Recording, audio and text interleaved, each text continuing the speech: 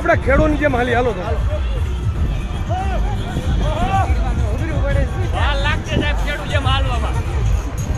હું તો મારી હાલેથી હાલી કોઈ હાલો એવું રાખ્યા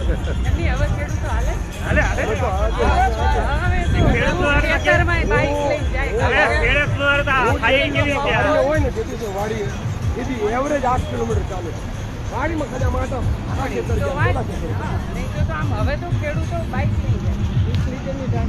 મિત્રો ચારે બાજુથી જે ખેડૂત ભાઈઓ ટ્રેક્ટર લઈને આવે છે એ તમામ ખેડૂત ભાઈઓને વિનંતી છે કે શાંતિપુરા સર્કલ જ્યાં આપણે જોડાઈએ ત્યાં પહેલાં તો કાયદો અને વ્યવસ્થા જળવાઈ રહે એનું ખાસ ધ્યાન રાખીએ। શાંતિપુરા સર્કલ ખાતે જે કોઈ 4 વ્હીલ લઈને આવ્યા છે એ પણ હમણાં પોલીસ મિત્રોનો ફોન હતો કે આડેધડ પાર્કિંગ ના કરીએ અને વ્યવસ્થિત રીતે આપણી ટ્રેક્ટર યાત્રા પસાર થઈ શકે એવી રીતે આપણે એનું ખાસ કાળજી રાખીએ। અત્યારે લગભગ 500 થી 600 ટ્રેક્ટરો સૌરાષ્ટ્ર ઉત્તર ગુજરાતનો અડધો ભાગ બધા મળી અને અત્યારે અહીંયા વિરમગામ ચોકડીએથી 500-600 ટ્રેક્ટરો લઈ અને લાલજીભાઈ, મહેશભાઈ, ગીતાબેન, જીતુભાઈ, કિશોરભાઈ, નેહુલ, આખી ટીમ જે છે આ ટીમ અત્યારે અહીંયાથી પ્રસ્થાન કર્યું છે। લગભગ 1 કલાકની અંદર શાંતિપુરા સર્કલે આ ટ્રેક્ટર યાત્રા પહોંચશે। જયેશભાઈ પટેલને આખી જે દક્ષિણ ગુજરાત અને મધ્ય ગુજરાતની આખી ટીમ છે એ લગભગ શાંતિપુરા સર્કલે પહોંચવા આવ્યા છે। એવી જ રીતે ઉત્તર ગુજરાત અને મધ્ય ગુજરાતનો અડધો ભાગ નરસિંહભાઈ દેસાઈ અને આખી ટીમ જે છે એ બાજુથી અમરાભાઈ ચૌધરી હોય, ભરતભાઈ કારાણ હોય, એ આખી ટીમ છે એ બાજુથી ટ્રેક્ટરો લઈ અને આવે છે। એટલે આપણે જે 1111નો આંકડો આપ્યો હતો એ 1111ની સામે કદાચ 2222 ટ્રેક્ટર થઈ ગયા છે। એટલે ગુજરાતના ખેડૂતોએ આ સરકારને એનો જે તાકાત દેખાડવાની હતી, ખેડૂતોની એકતા દેખાડવાની હતી, આ એકતા દેખાડવાનું કામ કર્યું છે। સરકારે તમામ પ્રયત્નો કર્યા છે।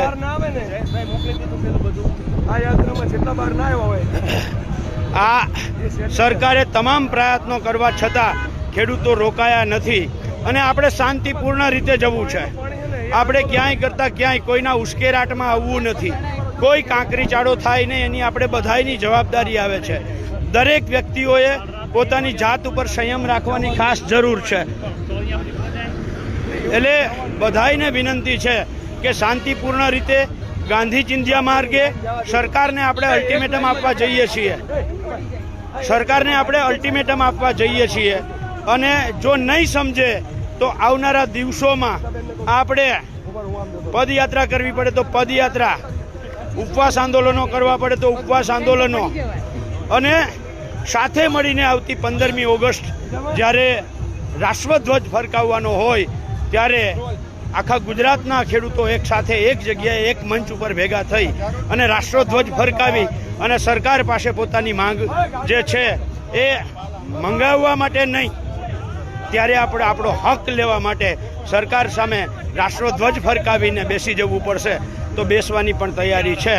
આ રાષ્ટ્રધ્વજ 15મી ઓગસ્ટનો બની શકે કે કચ્છના કોઈ ખેડૂતમાં હોય, ખેડૂતના ખેતરમાં હોય, મોરબીમાં કોઈ ખેડૂતના ખેતરમાં હોય અને ગાંધીનગરમાં વિધાનસભાની સામે પણ આ ખેડૂતો ભેગા થઈ અને રાષ્ટ્રધ્વજ ફરકાવશે અને ત્યારે સરકારને કહેશું કે તમારી તાકાત હોય એટલી લગાવી લ્યો।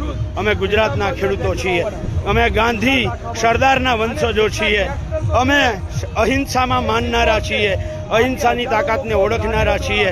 જો અહિંસાથી કાળા અંગ્રેજો અને ઈસ્ટ ઇન્ડિયા કંપની ભાગી જતી હોય, ધોરા અંગ્રેજો અને ઈસ્ટ ઇન્ડિયા કંપની ભાગી જતી હોય તો અત્યારે તો કાળા અંગ્રેજો અને વેસ્ટ ઇન્ડિયા કંપનીઓ છે એની સામે અમે તાકાતથી લડશું અને જીતશું, એમાં કોઈ શંકા નથી। પણ અમે કાયદો અને વ્યવસ્થા તોડવા નથી માંગતા। ગીતાબેન,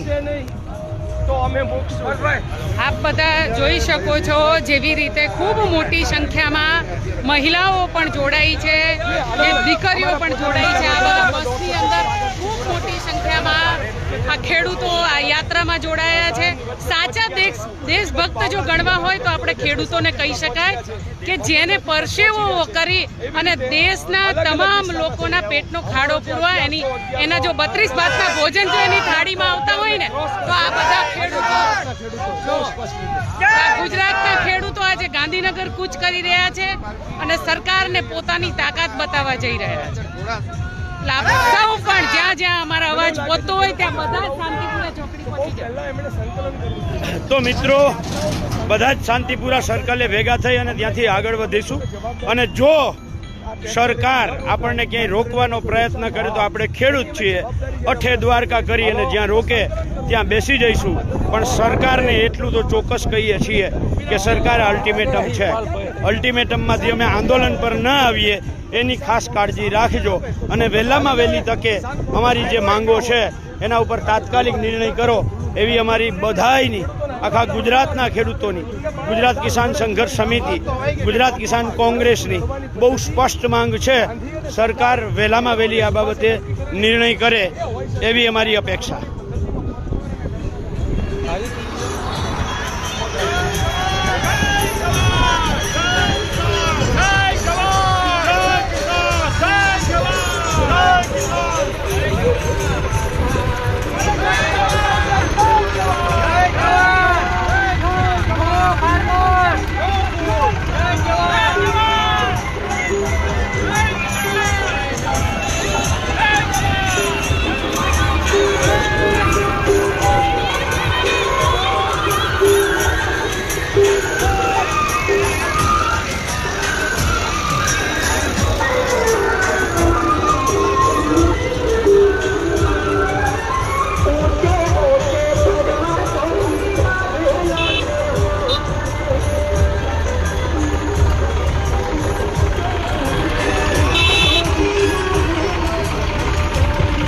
રજનીકાંતભાઈ, બે શબ્દો. હું આટલા વર્ષથી જોઉં છું, જેટલી સરકાર આવી કોઈ દી ખેડૂતોને કે માલધારીઓને જમીન નથી આપી. વીજળી ખવાય નહીં, પૈસાના બટકા ભરાય નહીં.